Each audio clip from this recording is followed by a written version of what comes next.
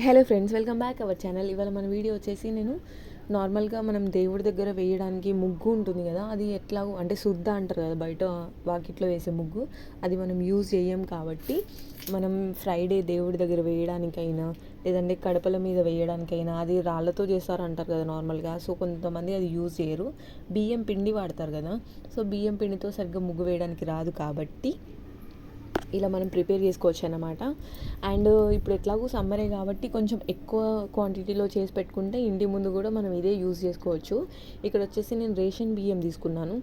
ఏం లేదు, just simple అంటే సింపుల్గా అయిపోయే ప్రాసెస్ ఇది. కాకపోతే సమ్మర్ అయితే కొంచెం మనకు చేసుకోవడానికి ఈజీ అయిపోతుంది అన్నమాట, ఎండకు ఎండాలి కాబట్టి. అండ్ ఇక్కడ వచ్చేసి నేను రేషన్ బియ్యం నైట్ తీసుకొని ఒకసారి వాష్ చేసి ఓవర్ నైట్ నానబెట్టేశాను. ఎందుకంటే మనకు ఒక 1 డేలో అయిపోవాలి ప్రాసెస్ కాబట్టి నేను ఎట్లా తీసుకున్నాను అనమాట. లేదంటే మార్నింగ్ తీసుకొని నైట్ కూడా చేసుకోవచ్చు. కాకపోతే ఎండ ఉండాలనే పాయింట్తోని నేను ఓవర్ నైట్ రైస్ని నానబెట్టి మళ్ళీ మార్నింగ్ ఇక్కడ నేను చూపిస్తున్నాను కదా, రైస్ అంతా తీసుకొని ఆ నానబెట్టిన నీళ్ళే కొద్దిగా వేసి ఇట్లా మిక్సీ పట్టేశాను అనమాట.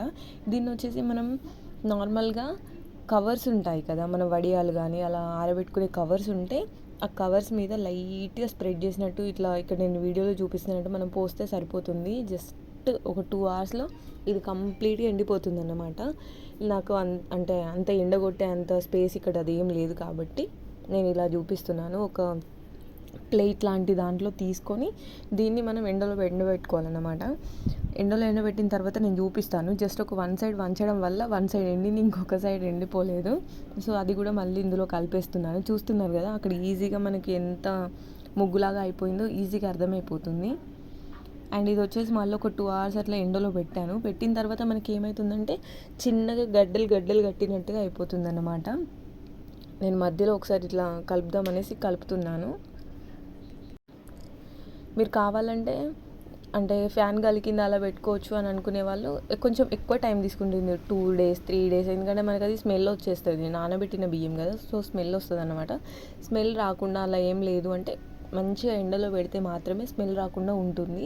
సో ఇక్కడ నేను చూపిస్తున్నాను కదా, ఒక 2 అవర్స్ తర్వాత మనకి ఇలా గట్టిగా అయిపోయింది.